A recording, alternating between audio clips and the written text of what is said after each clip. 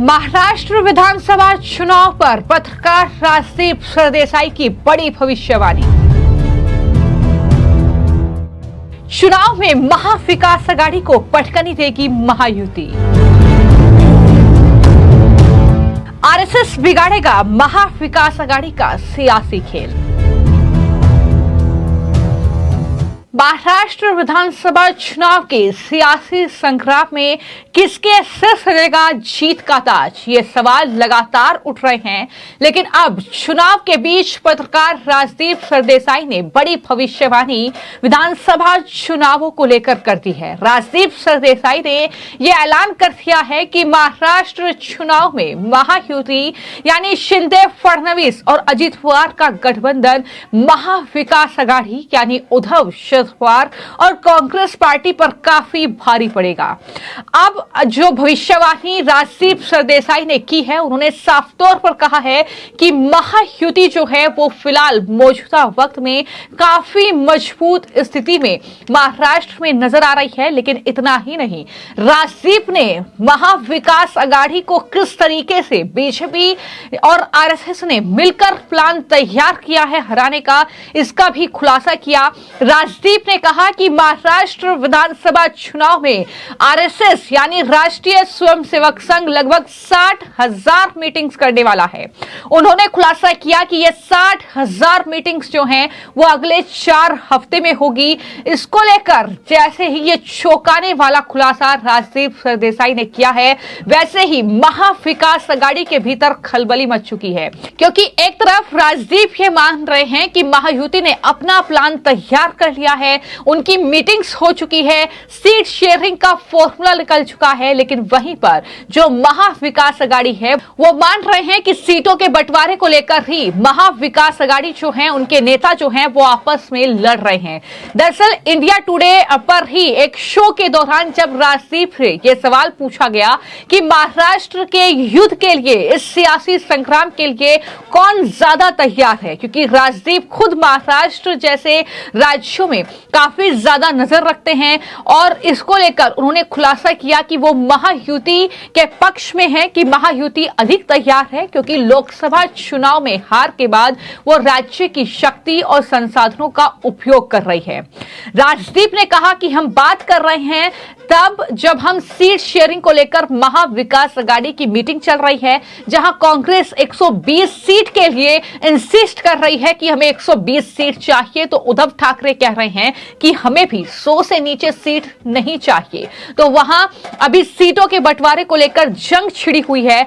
हालांकि राजदीप ये भी कह रहे हैं कि ऐसा नहीं है कि दूसरी तरफ दिक्कत नहीं है, लेकिन वहां भी अजित पवार प्रॉब्लम क्रिएट कर सकते हैं। लेकिन जिस तरीके से लाडली बहन योजना की शुरुआत महाराष्ट्र में की गई, उसका सीधा फायदा जो है वो शिंदे सरकार को मिलेगा और कहीं ना कहीं लोकसभा की हार से महायुति बहुत कुछ सीखेगी और ज्यादा मजबूत स्थिति में महाराष्ट्र में नजर आएगी। ये महाराष्ट्र के फिलहाल चुनावी संग्राम को लेकर जो है वो राजदीप सरदेसाई ने अपनी राय साझा की है। यानी एक तरीके से वो भविष्यवाणी कर रहे हैं कि महाराष्ट्र में जो नतीजा होगा वो महायुति के पक्ष में होगा, महायुति सरकार बनाने में कामयाब होगी। हालांकि उन्होंने ये नहीं कहा है, उन्होंने कहा कि मैं ये नहीं कहूंगा कि सरकार महायुति की बन रही है, लेकिन मजबूत स्थिति में महायुति है। यानी इसका मतलब यही समझा जाए कि आप वहां पर कहीं ना कहीं महायुति के पक्ष में सरकार बनाते हुए नजर आ रहे हैं।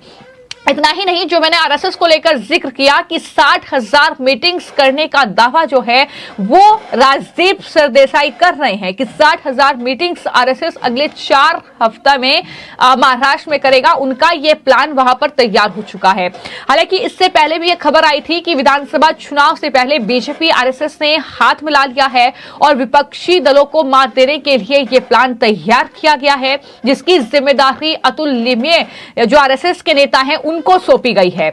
और यही जिक्र जो है वो राजदीप सरदेसाई भी कर रहे हैं। उनका यह कहना है कि ओबीसी, दलित और महिलाओं को साधने के लिए उन्हें यह जिम्मा सौंपा गया है।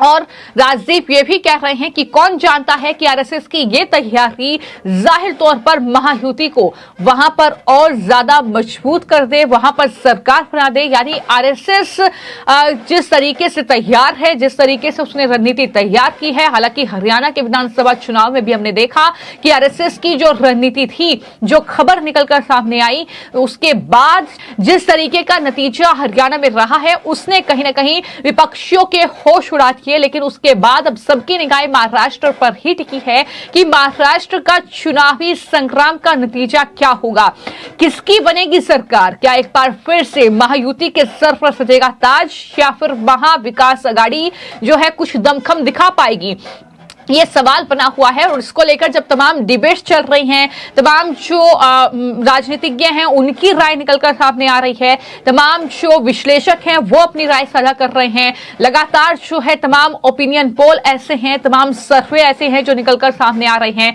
लेकिन इन सब के बीच पत्रकार राजदीप सरदेसाई, जो कि विपक्षियों के लिए उनका समर्थन करने के लिए जाने जाते हैं, उनकी पत्रकारिता जो है वो कहीं ना कहीं कांग्रेसियों के इर्द गिर्द रहती है। लेकिन आज जो वो दावा कर रहे हैं, अब देखना दिलचस्प होगा कि क्या नतीजा महाराष्ट्र विधानसभा चुनाव का रहेगा। लेकिन फिलहाल ये राजदीप सरदेसाई की महाराष्ट्र विधानसभा चुनाव पर बड़ी भविष्यवाणी की महायुति एक तरीके से वहां पर अपना दमखम दिखाएगी, और हो सकता है कि नतीजा यही हो कि महायुति वहां पर उद्धव, शरद पवार और कांग्रेस को पटकनी देने में कामयाब रहे, और आरएसएस की ये प्लान भी हरियाणा की तरह महाराष्ट्र में सक्सेसफुल हो जाए।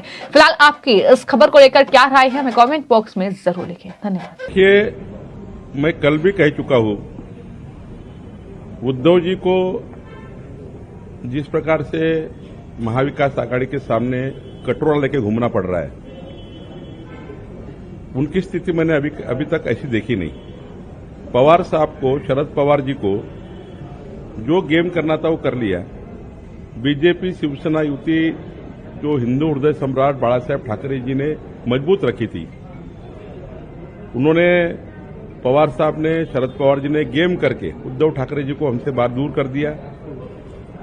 अभी उद्धव ठाकरे जी की उपयोगिता खत्म हो गई है उनके दृष्टि से। अब शरद पवार साहब सुप्रिया जी को मुख्यमंत्री बनना चाहते हैं। उद्धव जी की हालत, कांग्रेस से घर जाना, राष्ट्रवादी के घर जाना, शरद पवार जी के घर जाना, ये बन चुकी है।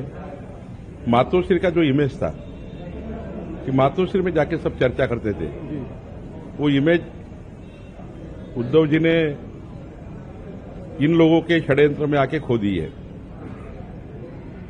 कांग्रेस कभी भी उद्धव जी को पसंद नहीं करेगी, और मुझे लगता है उद्धव जी की हालत अभी ऐसी स्थिति है